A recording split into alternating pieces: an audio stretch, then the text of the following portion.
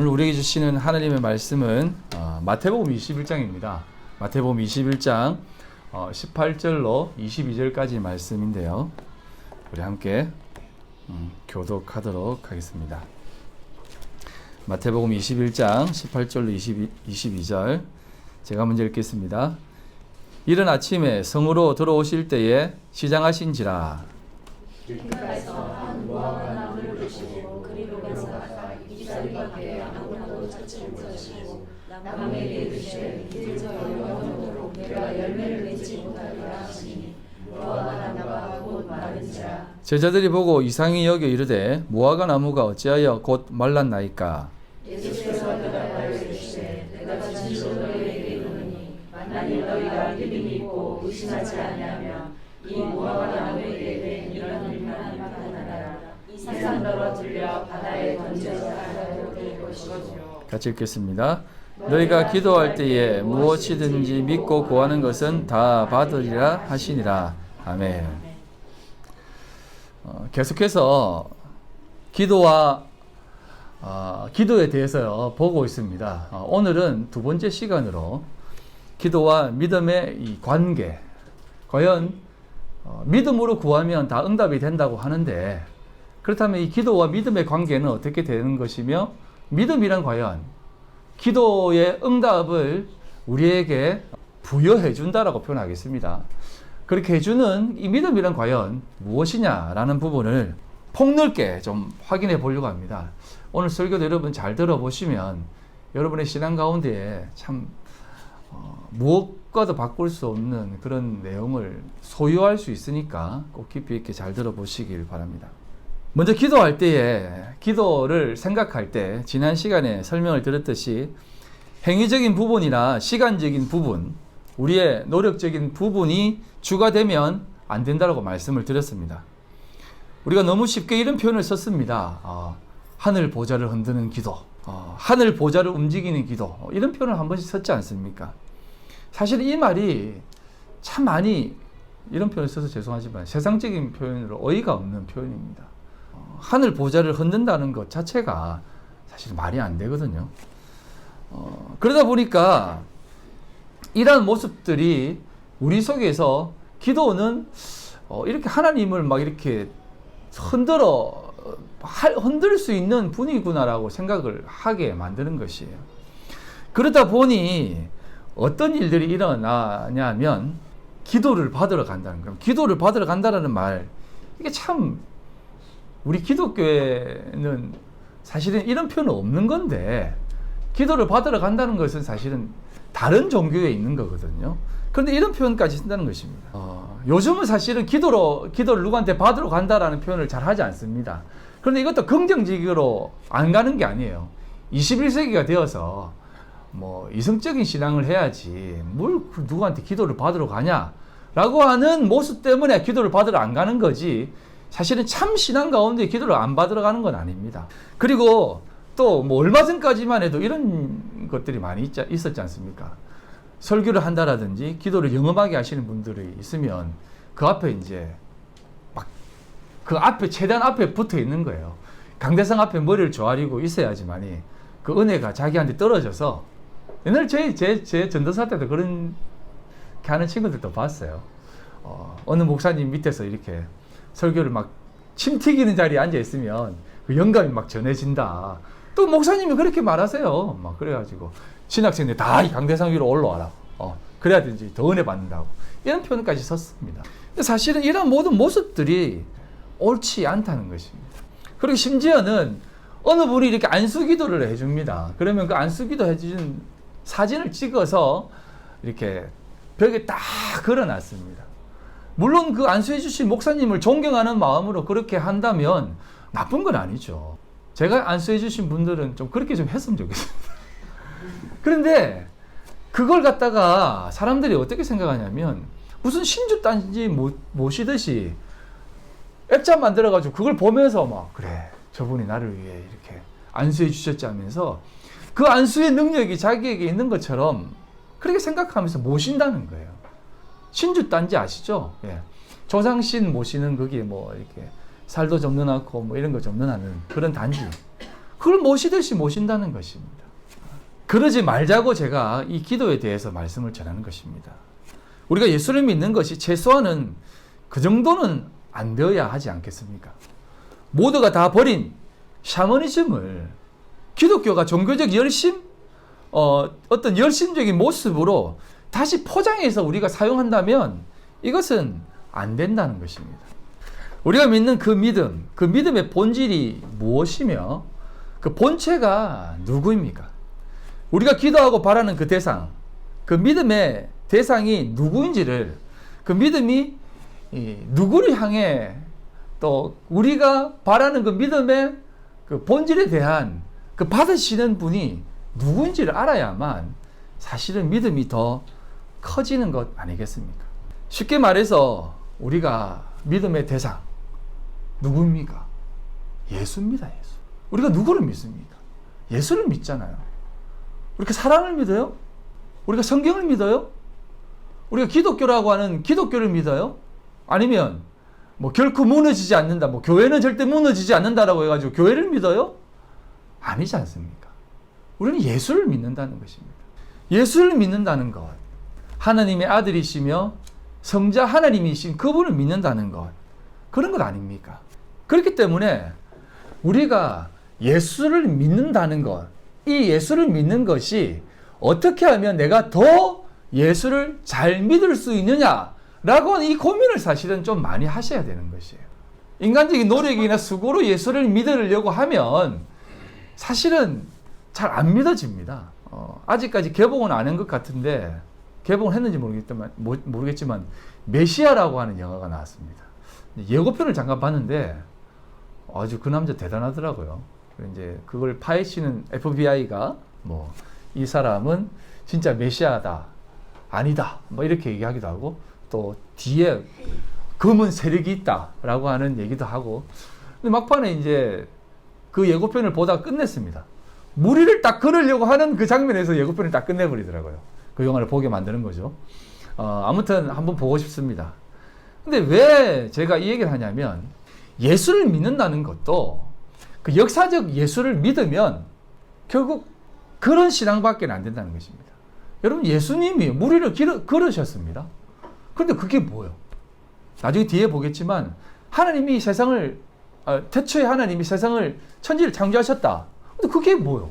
하나님이 태초에 천지를 창조하셨는 게 뭐 어땠어요? 뭐 그게 뭐예요? 그게 우리 믿음에 있어서 천지를 창조하면 믿고 창조 안 하면 안 믿습니까? 그런 거 아니지 않습니까? 그럼 예수님이 무리를 안 걸었으면 우리 안 믿을 거예요? 예수님이 죽은 자를 안 살렸으면 안 믿을 거예요? 그런 거 아니지 않습니까? 우리가 예수를 믿는다는 것은 그분의 영험함을 믿는 게 아니에요. 그분이 우리의 모든 죄를 대신 지시고 십자가에 돌아가셔서 우리의 모든 죄를 도말하셨다라고 하는 그 사실을 믿는 것입니다. 그리고 하나님이 우리를 그 모든 죄악의 굴레에서 건져내셔서 하나님의 백성 삼으셔 주신다라는 것을 믿는 거예요. 만약 그런 예수를 믿는다면 지금도 유대인과 똑같은 모습입니다. 십자가에 죽은 사람이 무슨 하나님의 아들이냐. 인간의 가장 실패가 뭡니까? 죽음 앞에 그렇게 떨어져 나가는 것입니다. 아무리 돈이 많고 아무리 권력이 있어도 죽음 앞에서는 아무것도 아니지 않습니까? 예수님도 그렇게 죽어버린 것이에요.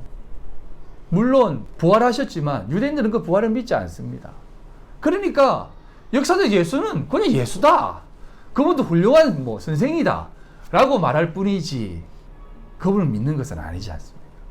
뒤에 한번 또 이 부분에 대해서는 얘기하겠지만, 그래서 우리가 이 믿음의 대상인 예수 그리스도를 얼마나 깊이 있게, 얼마나 내 삶에 분명하게 생각하고 믿느냐, 또 아느냐, 이것이 사실은 믿음의 분량이라는 것입니다. 이게 커지면 커질수록 기도의 스펙트럼도 넓어지고 기도의 응답도 더 분명한 것입니다.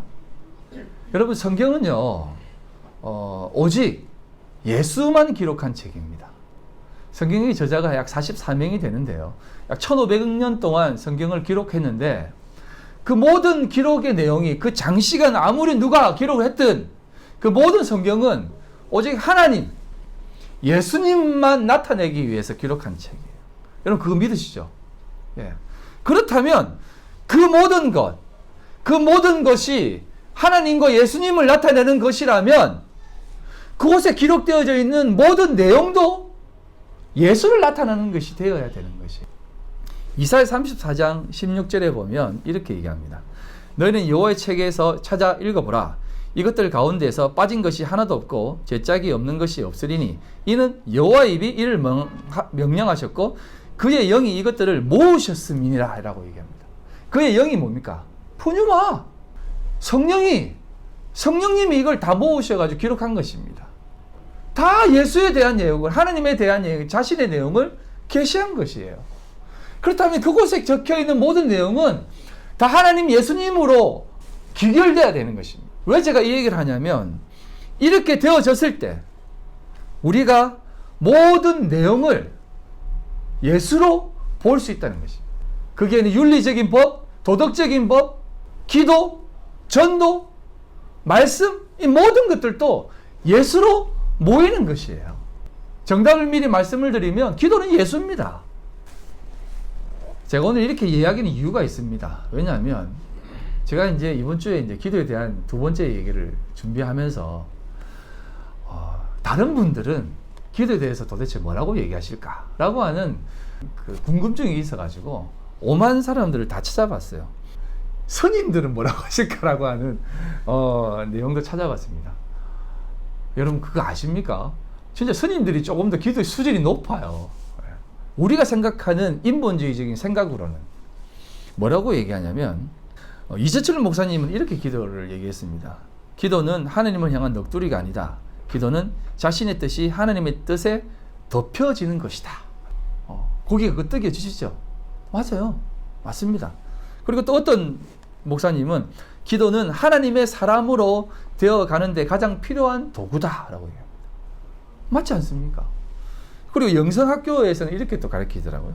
기도는 하나님을 기쁘시게 하는 조건이 믿음인데 이 믿음의 행위를 드러내는 것이 기도라는 것입니다. 하나님을 기쁘시게 하는 것은 믿음이 없이는 하나님을 기쁘시게 못한다고 히브리서에 나와 있잖아요. 그런 것처럼 믿음을 드러내는 것이 기도라는 것입니다. 맞잖아요. 그리고 이제 그 스님들은 이렇게 얘기하더라고요.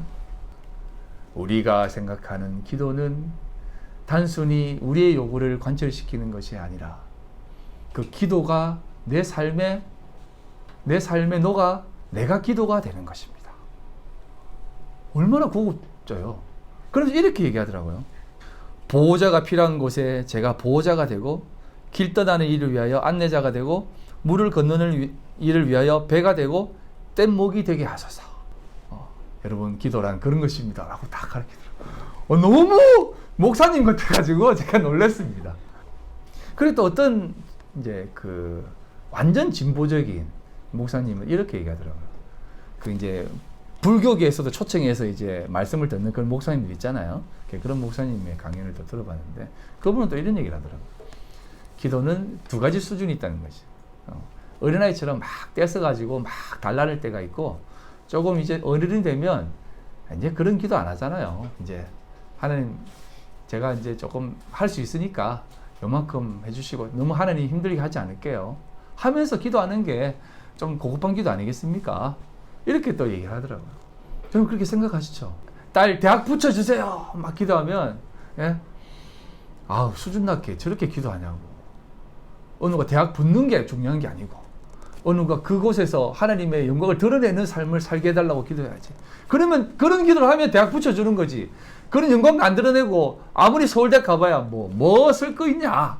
많이 들어보셨죠? 이런 내용. 그래서 대부분의 목사님들이 이렇게 기도하더라고요. 기도 1번 기도란 강청하는 것이다. 간절히 기도하고 그 수로보니게 여인처럼 그렇게 간절하게 기도하는 것이다. 두 번째 믿고 구하는 것이다. 의심하면 안 된다. 의심하는 사람은 바람에 나는 겨와 같다. 절대 의심하지 마라. 또 기도 3번. 그리고 회개해야 된다. 기도는 회개다. 회개를 먼저 하지 않으면 하나님은 받지 않는다. 평양 대부흥운동이 시발점이 회개지 않느냐. 막 그렇게 얘기하더라고요. 근데 저도요 이렇게 들어보면 맞아요. 근데 여러분 보세요. 우리가 늘 기도할 때 믿음을 달라고 기도합니다. 그렇지 않습니까? 근데 믿음이 없이는 기쁘시게 못하고 믿음이 없는 기도는 응답 안 된다고 하는데, 믿음을 달라고 기도하고 그 믿음이 없이는 기도 응답이 안 된다는데, 이게 말이 안 되잖아요.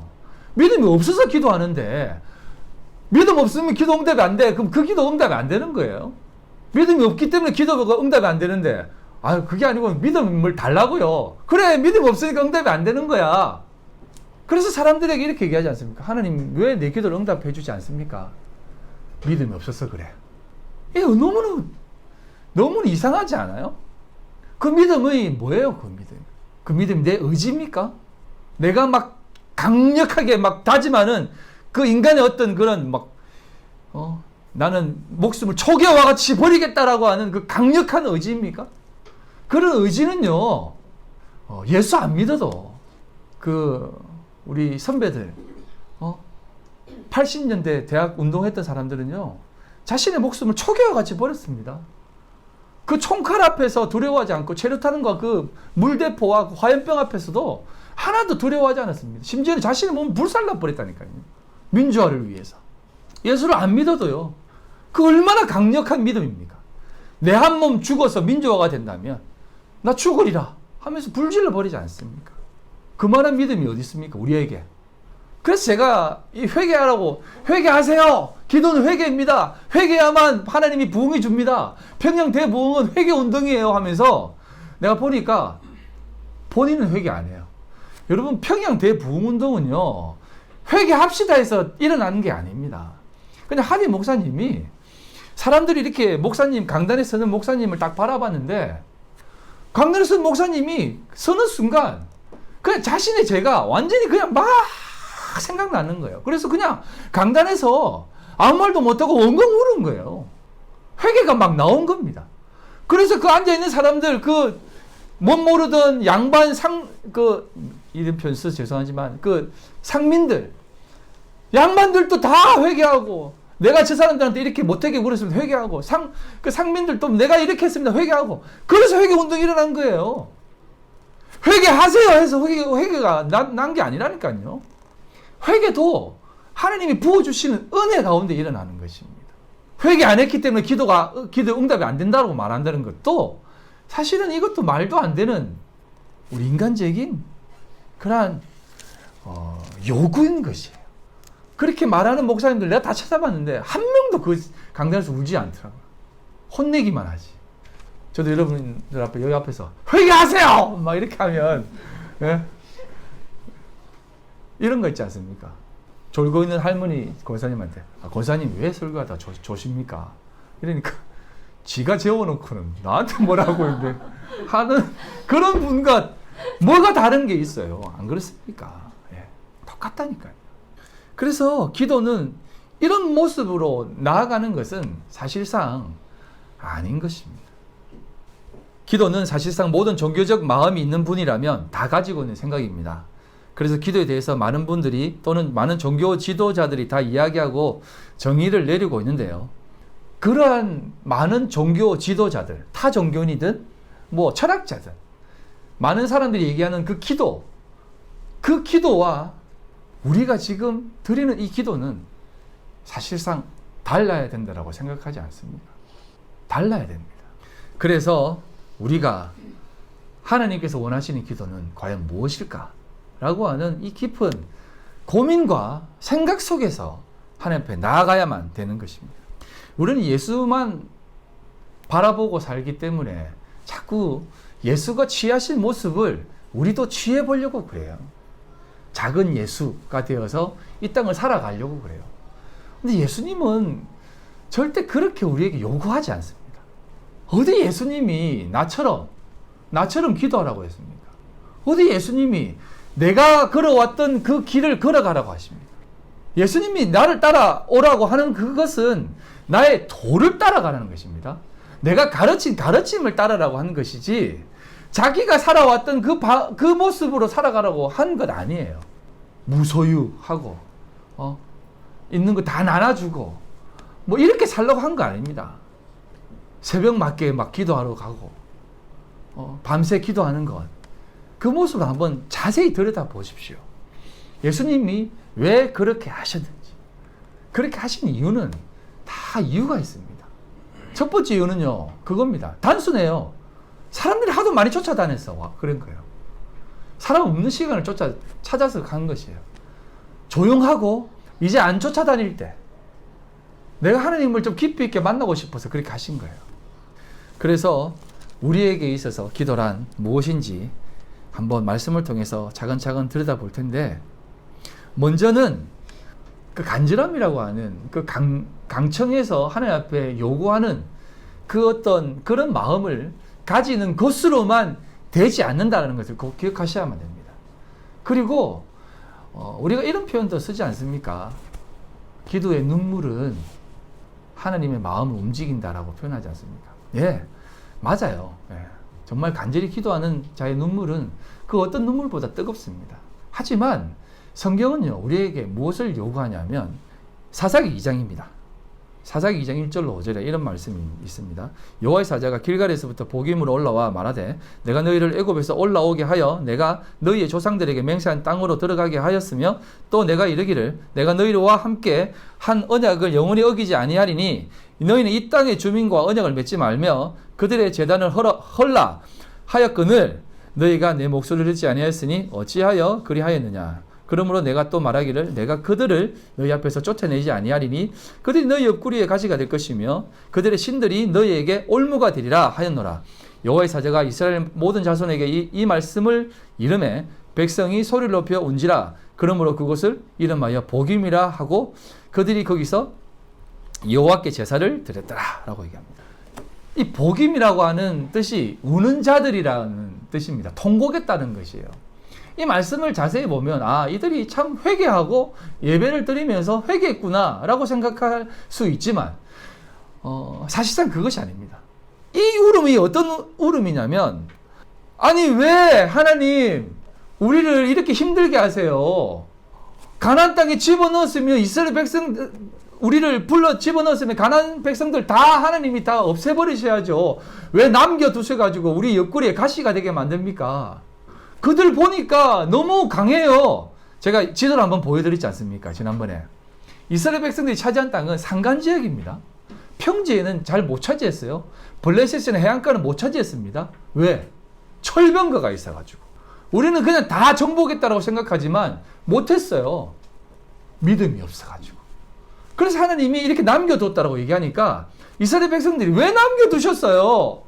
하면서 울기만 한 것이에요. 남겨놓은 이유가 너희들이 내 말을 내가 가르치고 내가 너희들에게 명령한 것을 하나도 시키지 안 했지 않느냐 라고 하면서 이렇게 했는데, 그러면 하나님 우리가 그 명령을 지키겠습니다 라고 해야 되는데 울기만 한 것이라는 것이. 어쩌면 좋아요 울기만 한 것이에요. 그리고 예배를 드렸다, 제단을 샀다고 합니다. 예배만 주구장창 드리는 거예요. 바로 뒤에 이어지는 11절에 뭐라고 나왔냐면 이스라엘 자손이 여호와의 목전에 악을 행하며 바알을 섬기며 라고 나옵니다. 울기만 했지 똑같이 여호와의 목전에서 악을 행하고 바알을 섬겼다는 것입니다. 바알이 뭔지 아시죠? 바알은 풍요의 신입니다. 여러분, 이스라엘 백성들이 여리고 성을 보는 순간 눈이 희둥거려졌습니다. 어떻게 저런 성을 만들었지? 저 기술은 뭐지? 무너뜨렸어요. 이런 거 보지 마라. 무너뜨렸는데 들어가 보니까 더 기가 찬 거예요. 너무 잘 살고 잘 먹고 잘 사는 거예요. 어떻게 해서 그렇게 잘 먹고 농사를 잘 지어요? 물어보니까 우리 바알 신을 섬깁니다. 그 신이 어떤 신이에요? 그래서 바알을 섬기는 것입니다. 이스라엘 백성들이 섬기는 여호와 하나님 뭐 줬어요? 만나밖에 안 줬어요. 만나밖에. 아무것도 안 줬어요. 만나밖에.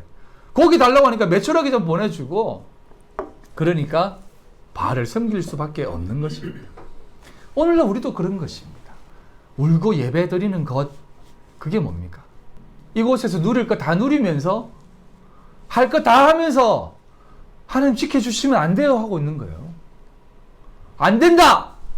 그거 못 버리면 안 된다! 라고 하니까 그럼 어떻게 우리 이거 못 버리는데요. 어떻게 이거 없이는 어떻게 살 수 있어요? 하면서 울기만 하고 예배만 잘 드릴 테니까, 내 예배 잘 드릴 테니까 어떻게 좀 안 되겠습니까? 라고 하고 있는 것이. 기도란 하나님의 뜻이, 하나님의 그 본체이신 예수 그리스도가 우리 속에서 역사되어지는 것입니다. 그 역사되어진다라는 것이 무엇입니까? 진짜 예수가 걸어가셨던 그 예수가 우리에게 보여주시고자 했던 것을 담는 것입니다. 그게 뭡니까? 광야에서의 시험이에요. 여러분, 이 세 가지 시험은요, 세상에서 받는 모든 시험의 엑기스입니다. 이 세 가지 시험에 모든 게 다 들어있습니다. 돌을 명하여 떡덩이가 되게 해라. 먹는 거. 성전 꼭대기에서 뛰어내리라.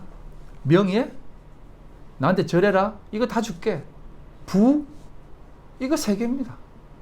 이거 세 개가 우리를 항상 발목을 잡습니다.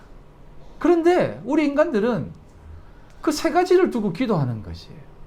예수님은 그것을 배척했는데, 아니다. 하나님만 바라보며 살 거다라고 했는데, 우리 인간들은 다 그거를 두고 기도하는 것이에요. 그러면서 우리가 막 포장합니다. 하나님의 영광을 위해서, 하나님의 뜻이 내 삶에 드러나게 되기 위해서, 하나님께서 나를 통해서 일하시도록 기도하지 않습니까? 근데 하나님의 앞에 영광 돌리는 게 뭡니까? 도로뼈 딱 들고 이 모든 영광을 하나님께 올려드립니다.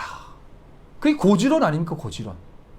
고지 꼭대기에 올라가서 최고의 자리에서 이 꼭대기에 온 이유는 하나님 앞에 하나님이 올라가게 하신 것입니다. 영광을 돌립니다. 그 못 간 사람은 난 언제쯤 영광 돌리지? 난 언제쯤 하나님 앞에 영광 돌리지? 그거 아닙니다. 고지 꼭대기에서 하나님께 영광 돌려야 되죠. 당연한 겁니다. 그건 당연한 것이에요. 골 넣어도 하나님 앞에 기도해야 되는 겁니다. 당연한 것이에요. 하지만 골 못 넣어도 에이씨 이렇게 하는 것이야. 골 못 넣어도 하나님 앞에 감사합니다 라고 얘기하는 것이에요. 골 넣으면 저 사람의 마음이 너무 아플 것 같으니까 하나님 나에게 골을 못 넣겠구나 이렇게 생각하고 영광을 돌리는 거예요. 그러니까 우리에게 있어서 진짜 영광 돌리는 게 뭡니까? 하나님 앞에 내 삶을 이끄시는 그 하나님이 나를 통해서 하나님이 드러나신다면 그것이 영광되는 것 아니겠습니까? 그래서 하나님께서 우리에게 이렇게 말하는 것입니다. 호세아 6장 6절. 나는 인애를 원하고 제사를 원하지 아니하며 번제보다 하나님을 아는 것을 원하노라. 여러분, 왜 하나님을 아는 것을 원하냐면 여러분 기도에 대해서 가르치실 때 성경에서 참 많이 등장하는 내용이 뭐냐면 하나님이 다 아신다입니다. 천지 만물을 창조하신 하나님께서 이 모든 만물을 주관하는 하나님께서 다 아신다. 다 안다니까. 그러니까 너희들이 기도하기 전에 내가 다 안다. 그러니까 그거 알고 기도하라는 것입니다. 무슨 말인지 알겠어요? 하나님을 알라는 것이 이런 거예요. 하나님, 내 기도 듣고 계시죠? 하나님, 내가 지금 기도합니다. 지금 내 여기에 있습니다. 기도하고 있는 나를 좀 봐주세요 라고 하는 것이 아니라 기도할 때도 신음소리를 낼 때도 지나가면서도 길 가다가도 기도하는 것은 이렇게 해도 모든 것을 행하고 있을 때 하나님이 다 듣고 계신 거 알고 있습니다. 그분이 하나님이시죠? 그분이 하나님 당신이시죠? 내 모든 상황을 아시는 분이 하나님이시죠? 라고 하는 것을 좀 알라는 것이에요. 그래서 여호와를 힘써 알라는 것입니다. 여호와 하나님을 아는 것이 진짜 기도의 가장 기본적인 자세이며 가장 중요한 자세입니다. 우리가 하나님을 더 안다는 것은 하나님께서 우리에게 주신 그 모든 인도하심과 계획하심과 역사하심을 확실하게 믿고 또 따르는 것입니다. 그렇다면 이 믿음이라는 것이 과연 무엇일까요? 그리고 이 믿음에 대한 내용이 담겨져 있는 이 성경, 예수 그리스도를 담고 있는 이 성경은 과연 무엇을 얘기하는 것일까요? 제가 참 답답한 게 이겁니다. 성경을 보면서 기도를 할 때도 마찬가지고 성경을 보면서도 마찬가지고 신앙생활을 하면서 하나님이 우리의 모든 것 되시고 정말 이 세상 모든 만물을 창조하시고 우리에게 인도하시는 분이 하나님이신데 그 하나님을 너무 모르고 있어요. 그리고 말씀을 볼 때도 하나님을 봐야 되는데 이 말씀을 통해서 하나님은 보지 못하고 너무 값없이 봅니다. 그냥 단순히 이 세상 사는 데에 있어서 조금 적용할 수 있는 적용점만 찾으려고 그래요. 그냥 윤리 도덕적인 책으로 본다는 것입니다. 이건 어떤 의미가 있냐면 저도 옛날에 그 책 가지고 공부를 했는데 우리 때 살았던 사람들은 아마 다 보았을 것입니다. 요한복음으로 영어 공부하기. 그러면 그 책을 사가 그 영어 공부하는 거야. 이왕 영어 공부할 거 말씀으로 영어 공부하면 더 잘 되겠지 하는데 사실 더 안 돼요. 예. 왜냐하면 말씀 읽다가 영어 공부하면 그 말씀이 은혜가 돼가지고 예. 은혜가 돼서 영어 공부를 탁 제끼고 더 말씀을 집중하게 되더라고요. 믿거나 말거나. 예. 아무튼 성경을 자꾸 그렇게 사용하는 것입니다. 제가 가지고 있는 라켓이 막 1,500원짜리도 있고 2,000원짜리도 있고 막 그래요. 시합용인 거예요. 근데 그걸 갖다가 막 민욱이가 막 땅 파는 데 쓰고 막 파리장 데 쓰고 하면 너무 속상하지 않겠습니까? 아 진짜 그렇게 비싸다는 거 아니고 그렇게 별로 안 좋은 것만 갖다 놨습니다. 예. 진짜 그런 게 아니고 그렇다면 안 되는 것이에요. 여러분 진짜 선수들이 시합을 준비하면서 쓰는 라켓은요 30방이라고 하거든요. 30 압력으로 당겨가지고 이렇게 조금만 잘못 맞아도 바로 터져버립니다. 예. 그래서 완전히 빵빵하기 때문에 그거는 이렇게 연습할 때도 안 씁니다. 조금 연습하고 시합 때 바로 씁니다. 왜냐하면 너무 빵빵하게 맺기 때문에. 그래서 이렇게 막 연습할 때라든지 훈련시킬 때도 쓰지 않습니다. 시합 딱 전에는 딱 맬 때는. 그리고 그렇게 30방씩 매면 라켓을 한 달 정도 쓰면 안에 다 균열이 가가지고 버려야 돼요. 근데 그게요 시합을 위해서 그렇게 쓰는 것입니다. 그런데 그렇게 쓰지 않고 20방으로 매가지고 그냥 이렇게 파리장대 쓰고 뭐 애들이 갖고 놀게 하고 하면 그 라켓이 그렇게 비싸게 주고 왜 준비합니까? 아무 의미 없는 라켓이거든요. 마찬가지입니다. 성경을 볼 때도 하나님의 말씀으로 생각하고 하나님을 발견하고 하나님의 뜻을 찾아야 되는데 이것을 자꾸 내 인생을 살아가는 데 있어서 어떻게 살아가야 되지 하면서 오늘은 착하게 살라고 하는구나. 오늘은 착하게 살아야지. 누구를 도와주라고 하는구나. 누구를 도와줘야지. 말씀 이렇게 딱 펼쳐가지고 오늘은 이혼하지 말라네. 절대 오늘 이혼 안 해야지. 말씀 지켰다? 이렇게 하고 있는 거예요. 이렇게 하고 있는 거예요. 이게 말씀을 보는 게 아니라니까요. 그렇게 말씀을 보는 것이 아니라 말씀은 모든 내용이 다 예수를 담고 있다고 말씀을 드리지 않습니까? 그렇다면 이 내용 자체를 보면서 다 예수를 찾아야 되는 것입니다. 자, 조금 더 설명하겠는데 이 모세오경을 누가 적었어요? 모세오경을. 벌써 그림을 띄웠는데 모세오경을 누가 적었습니까? 모세가 어디에 들어가서 공부를 했습니까? 애굽. 왜 하나님이 모세를 애굽으로 집어넣냐면 성경을 적게 하기 위해서 이렇게 모세를 애굽에 그 문자가 있는 애굽으로 집어넣는데요. 그 당시 애굽의 문자가 상형 문자인데요. 색인 문자라고 합니다. 그 찍고 이렇게 그림 그리고 한 거예요. 그림 그리고 이렇게 한 건데 여러분 이거 읽을 수 있어요? 한번 보세요. 모세가 있었던 모세오경을 기록했던 그 시기의 문자는 이런 문자입니다. 이걸 하나님이 모세에게 주면서 읽으라고 줬겠어요? 뭐 때문에 줬겠습니까? 이런 거 생각 안 해보셨어요? 그러면 십계명 두 돌판에 새겨져 있는 그 돌판에 있는 글씨는 어떤 글씨로 기록되어졌을까요? 히브리어로 기록되어 있었겠어요? 아니에요. 히브리어는 나중에 생긴 언어입니다. 이렇게 상형 문자로 기록되어져 있어요. 이 상형 문자는 읽는 것이 아닙니다. 이 문자는 다 보고 그 뜻을 찾는 거예요. 그리고 이런 건 제사의식이라든지 의식을 위해 만든 글씨입니다. 그래서 이런 글씨가 있는 것이에요. 그래서 히브리어도 보면 한 글자 한 글자가 다 뜻을 담고 있는데요. 이건 나도 뒤에 보겠지만 아무튼 여러분 모세가 이 말씀을 기록했을 때는 이스라엘 백성들에게 읽으라고 준 것이 아닙니다. 그 말씀의 뜻이 무엇인지 발견해서 하나님의 뜻을 이 말씀 속에서 찾으라고 준 것이에요. 그렇기 때문에 우리가 이 말씀을 읽으면서 말씀을 많이 읽고 많이 보는 것으로 또 암송까지 하잖아요. 말씀을 백날 암송해 보세요. 이 말씀이 자기 속에서 역사하는가. 그게 아니라니까요. 말씀을 읽고 그냥 보는 것이 아니라 우리나라 말로 읽는 것이 아니라 말씀에 담겨져 있는 뜻을 알아야 되는 것입니다. 그래서 히브리어는 뜻 글자예요. 한문도 뜻 글자입니다. 한 글자 한 글자가 다 뜻이 담겨져 있는 것이에요. 그걸 발견하지 못하면 우리는 성경을 제대로 발견하지 못하는 것입니다. 자, 이 글자를 한번 보겠습니까? 한 번만 쳤어요, 엔터를. 자, 한번 읽어보십시오. 시작. 네.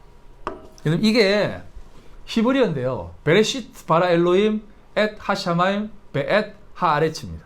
이게 뭐냐면 왼쪽부터 쭉 읽는데요. 히브리어 그때 처음 히브리어 기록되었을 때는 모음이 없었습니다. 그럼 아, 어, 오, 우가 모음이거든요. 모음이 없다면 히브리어를 기록했을 때도 이 성경도 읽으라고 준 걸까요? 읽지 말라고 준 걸까요? 그럼 모음이 없으면 글자를 못 읽어요. 기역, 니은, 디끌, 리을. 이것도 다 모음을 붙여서 읽은 거잖아요. 안 그래요? 그래서 이 글자는 읽으라고 준 것이 아니라 이 글자 하나하나가 담겨져 있는 뜻을 보고 나를 바라보라는 것입니다. 이게 무슨 말이냐면 태초에 하나님이 천지를 창조하셨다. 여러분, 베레시트가 뭐냐면 레시트라는 말이에요. 레시트가 처음이라는 뜻입니다. 근데 이게 태초에 하나님이 천지를 창조하셨다라고 얘기하는데 조금만 제가 설명을 드릴게요. 보면 우리가 엘로힘이 하나님이라고 한 거 알죠? 엘로힘은 하나님의 뜻 알죠? 근데 보세요. 엘로힘이라는 말은 엘로아라고 해가지고 신이라고 하는 복수형입니다. 그런데 바라가 창조하다는 뜻이거든요. 바라는 단수예요. 그러면 엘로힘이 바라의 주어가 됩니까? 하나님이 태초에 천지를 창조하셨다라고 얘기하잖아요. 근데 보세요. 하샤마임도 뭐냐면 하늘들이에요. 여기 이렇게 요드가 찍혀 있고 맴이 찍혀 있는 게 그 복수형이거든요.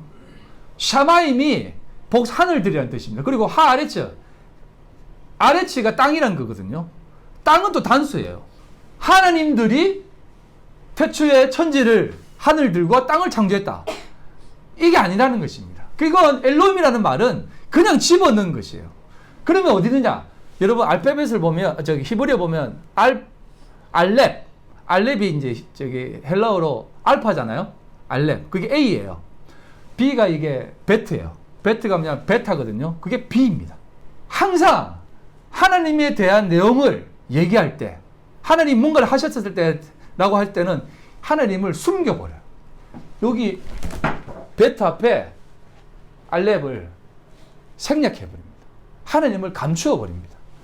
무슨 말이냐면 하나님은 무라는 것이에요.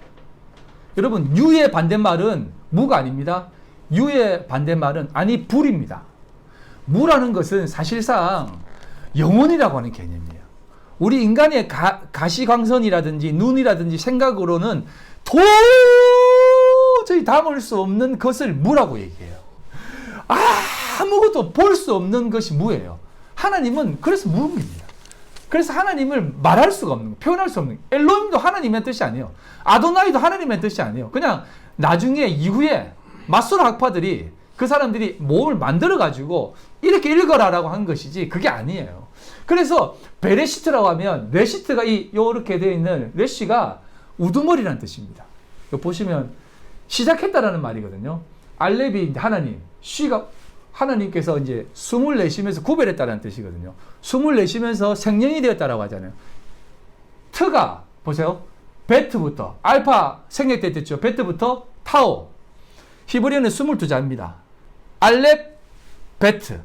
처음과 끝이라는 것입니다.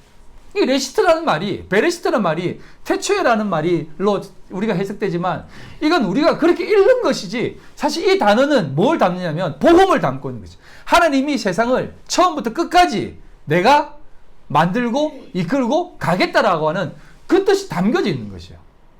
이걸 보면서 이렇게 베레시트라고 있는 것이 아니라 하나님이 시작하시고 끝까지 우리를 인도하시는구나 라고 하는 것을 보고 깨닫는 것이에요.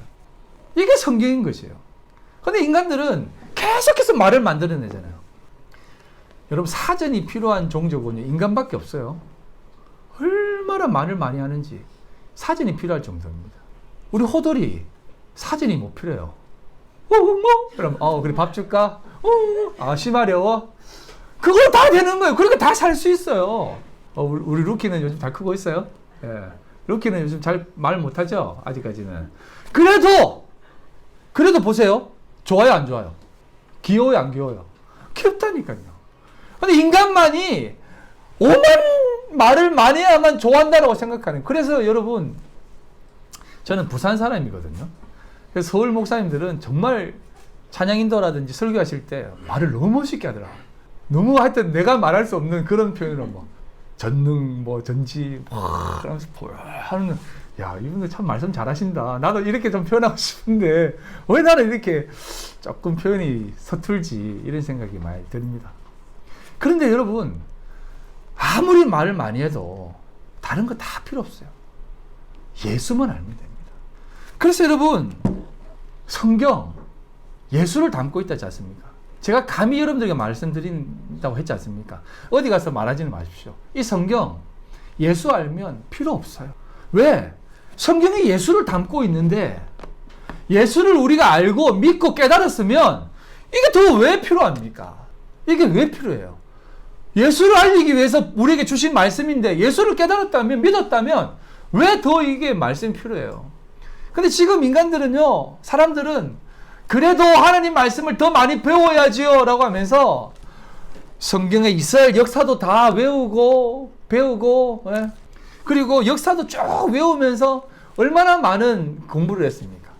그런데 이런 모든 것들이 다 예수를 담는다면, 예수를 담았다면 그걸 왜 또 이 세상 살면서 할 필요가 뭐 있겠습니까? 물론 예수를 좀 더 알기 위해서 공부한다면 저는 나쁘지 않다고 생각합니다. 하지만 그것이 자신의 어떤 신학적인 모습을 더 높이기 위해서 이걸 한다면 그것만큼 예수를 더 모르는 것 없습니다. 시편 143편 8절에 이런 말씀이 있습니다. 아침에 나로 하여금 주의 인자한 말씀을 듣게 하소서. 내가 주를 의뢰함이니이다. 내가 다닐 길을 알게 하소서. 내가 내 영혼을 주께 드림이니이다. 시편 기자가 이렇게 고백합니다. 아침에 일어나서 하나님 앞에 기도합니다. 주의 음성을 듣게 해주십시오. 하나님의 음성을 듣고 내가 살게 해주십시오. 여러분, 다윗, 참된 믿음의 사람들 가장 듣고 싶은 하나님의 음성이 어떤 음성이겠습니까? 성경은 이렇게 기록합니다. 마가복음 9장 7절 마침 구름이 와서 그들을 덮으며 구름 속에서 소리가 나되 이는 내 사랑하는 아들이니 너희는 그의 말을 들어라. 네가 믿는 예수가 진짜 예수야? 네가 믿는 예수가 나의 아들이며 나의 모든 것이며 너 지금 바르게 가고 있어? 너 지금 올바르게 살고 있어? 그러니 오늘도 힘있게 살아. 이 얘기를 지금 우리에게 들려주시고 싶은 것이에요. 그 시편 기자도 다윗도 마찬가지입니다. 하나님 날 사랑하고 계시죠? 그래, 너 사랑한다. 너 내 사랑하는 아들이야. 라고 하는 음성 듣는 게 가장 기쁜 거 아닙니까? 너 내 소유야. 너 내 딸이야. 그거면 된 거 아닙니까? 뭐 더 필요합니까? 내가 다닐 길을 알려주십시오. 그래, 내가 알려줄게. 그 길이 뭔 줄 아니? 나의 영광을 드러내는 길이야. 나의 영광을 드러내는 게 뭔 줄 아니? 조금 빨리 넘어가겠습니다. 요건 뒤에 이사야서는 넘어가겠습니다. 누가복음 2장 14절입니다. 지극히 높은 것에서는 하나님께 영광이요 땅에서는 하나님이 기뻐하시는 사람들 중에 평화로다 하니라. 여러분, 이게 어떤 내용입니까? 예수님이, 하나님이신 예수님이 성육신 했을 때 천사들이 창화하며 노래하는 것입니다. 지극히 높은 곳에서는 하나님께 영광이다라고 얘기합니다. 여러분, 하나님께 영광이다라고 하는 게 뭐예요? 성육신하신 것입니다. 내가 다닐 길을 나에게 알려주십시오. 내가 가는 길이 어떤 길입니까? 하나님의 영광된 길이 무엇입니까? 그 길을 묻는 것 아닙니까? 그 정도는 되지 않습니까? 그 길이 뭡니까? 영광이 뭡니까? 바로 성육신이라는 것이에요. 여러분, 성육신이라는 게 뭐냐면 내가 인간이 되는 개념이 아닙니다. 죄 없으시고 흠도 없고 점도 없으신 그 예수가 죄악 덩어리고 흠 덩어리 인간이 되시는 거예요. 이건 뭐냐면 죄악의 제물이 되어서 이 땅에 오신다는 것입니다. 이게 영광이라는 것입니다. 가장 높은 곳으로 와서 영광을 멋지게 드러내는 것이 아니라 가장 낮은 곳에 와서 하나님의 영광을 드러내는 것입니다. 그때에 하나님이 기뻐하시는 사람들 중에 평화다라고 얘기합니다. 그러시군요. 예수님이 이 본을 나에게 보여주셨군요. 그럼 나도 그 길을 갈 수 있습니다. 그리고 나도 그 영광을 드러내는 것도 맞네요 라고 하면서 나가는 것입니다. 여러분, 기도가 무엇이겠습니까? 눈 뜨면 기도? 자기 전에 기도? 어떤 것을 결정할 때 하는 그 기도? 어떤 분이 기도가 무엇입니까? 라고 물어봤을 때 이렇게 얘기하더라고요. 힘 빠졌을 때, 정말 내 모신이 번아웃 됐을 때 힘 달라고 하는 게 기도 아닙니까? 그리고 힘이 생기면 이 힘을 사용하는 데 있어서 어떤 길로 가야 될지 알려달라고 하는 게 기도 아닙니까? 여러분, 이 기도가 뭡니까? 바로 예수 그리스도가 가신 그 길을 내 삶에 담는 것 아닙니까? 그게 우리가 가는 참된 길 아닙니까? 그래서 여러분, 기도가 내 삶이 되고 기도가 내 삶의 모습이 되어지는 것입니다. 삶이 기도가 되길 바란다고 하는 것이 그냥 내가 예수를 담기를 원합니다라고 하는 그런 표면적 예수를 담는 그런 기도가 아니라 정말 이런 예수의 삶을 내 삶에 담으려고 하는 이 기도가 진짜 기도인 것입니다. 이 삶이 진짜 기도의 삶이라는 것입니다. 오늘도 우리에게 그 길을 걸어가라라고 말씀합니다. 그런데 말씀을 정리하면서 이 말씀 드리고 정리하도록 하겠습니다. 그런데 우리에게 있어서 정말 안타까운 것은 뭐냐면 하나님은 너는 내 소유다라고 말했을 때 그래요, 하나님, 내가 하나님의 것이니까 내가 하나님을 위해서 뭔가를 좀 더 할게요. 하나님을 위해서 좀 더 뭔가 좀 해드리는 거 좋지 않습니까? 라고 하는 그 생각을 하기 때문에 문제인 것이에요. 하나님 앞에 영광 돌린다라고 하는 그 삶은 이런 것입니다. 산속에 정말 맑은 샘물이 있습니다. 끊임없이 솟아나는 샘물이에요. 그 물을 마셨습니다. 너무 맛있는 거예요. 너무 시원하고 맛있어요. 그러면 우리가 어떻게 해야 돼요? 그 물을 막 마시지 않겠습니까? 막 마셔요. 막 굉장히 많이 마십니다. 그리고 나서 우리가 뭐 해야 됩니까? 와, 정말 맛있다. 고맙습니다. 이 샘물을 주신 이 샘물한테 고맙게 생각하고 이 샘물 너무 맛있어. 너도 좀 먹어봐. 이렇게 해야 되는데 우리는 어떻게 하는지 아세요? 내가 이만큼 먹었으니까 집에 가서 수돗물 마신 만큼 퍼와가지고 내 샘물 채워 넣어야지. 그러면서 이 샘물한테 고맙다고 보답해야지. 이렇게 하는 것이에요. 샘물은 끊임없이 솟아나는데 거기에 수돗물 집어넣어서 내가 보답하려고 하는 것입니다. 그 영광 아니에요. 영광이라고 하는 것은 그 물 마시면서 와, 너무 좋습니다. 이 물 너무 맛있습니다라고 드러내는 게 영광이에요. 그게 하나님이십니다. 하나님은 우리가 무엇을 드리고 또 내가 바치면 좋아하시는 분이 아니에요. 하나님 모든 걸 다 가지고 있고, 야, 내가 너한테 다 준 건데 왜 다시 나한테 가져오니? 라고 하시는 분이에요. 나 필요 있는 거 하나도 없어. 아무것도 필요치 않아. 그냥 네가 그거 잘 먹고 고맙게 생각하고 감사하게 생각하면 돼. 그리고 그걸 준 분이 누군지를 좀 알라는 거야. 우리 루키가 이제 조금 머리가 커가지고 엄마가 어릴 때 하루에 5번 꼬박꼬박 우유 챙긴다고 밤점 설치면서 우유를 줬어요. 밥을 줬어요. 그걸 이제 깨닫고 나도 이제 엄마한테 잘해야지. 새벽에 일어나가지고 엄마 얼굴 막 이렇게 엄마 고마워 하면서 막 얼굴 긁고 옆에서 새벽부터 일어나가지고 막 이렇게 바지락 끓이고 그리고 오후에는 더 앞에서 재롱 부리고 왔다 갔다 막 부산스럽게 왔다 갔다 하고 또 저녁에는 잠도 안 자고 막 밤새 잠도 안 자고 엄마한테 줬다고 이렇게 한 엄마가 뭐라 하겠습니까? 교육 들어가겠죠? 교육 들어가겠죠? 여러분 이거 잘 기억하셔야 됩니다. 이거 지금 웃었지만 우리 기독교가 우리 한국 교회가 이렇게 하고 있어요. 지금 내가 너에게 이렇게 한 것은 너희들이 이걸 잘 먹고 나를 좀 많이 알라라고 한 건데 왜 자꾸 부산스럽게 뭘 하려고 하느냐. 예배 막으면 막히는 대로 하나님 내 골방이 하나님 앞에 내가 있어야 되는구나 이렇게 생각하시면 됩니다. 기도케 하시면 기도의 자리에 나오면 되는 거예요. 그리고 예배케 하시면 예배 자리에 나와서 드리면 되는 거예요. 근데 우리는 너무 생각이 많아서 이렇게 있으면 안 돼. 교회가 뭐라도 해야지. 뭐 만들고 우리가 먼저 만들어서 선도해야지. 그래서 뭐 자꾸 만들어서 선도해 갑니다. 여러분 그거 아세요? 불교가 교회를 연구한 거 교회는 사람이 자꾸 모이는데 불교는 사람들이 자꾸 떨어지는 거예요. 그래서 연구하니까 저렇게 해서 사람들이 모이는구나. 여러분 불교 TV 한번 보세요. 예불 시작하기 전에 찬물가 부르고 스님이 빡 나와가지고 이제 다 이렇게 자부동 깔고 이렇게 방석 깔고 다 앉아가지고 이렇게 다 이렇게 그 설법하는 걸 듣고 있습니다. 그러면 반응도 하고 와 하면서 하고 그러면서 똑같이 해요. 그러면서 우리가 뭐냐면 우리 교회가 이 트렌드를 이끌어 가야지. 우리가 이것을 이끌어가는 선도하는 교회가 선도해야지. 우리 교회가 뭔가를 이렇게 선도해 나가야지라고 생각하는데 여러분 무이신 하나님이 인간이 가지고 있는 그 선도하는 그 바시락거림이 루키나 호돌이가 깨작깨작거리고 있는 그 바시락대고 있는 그거와 뭐가 다르겠습니까?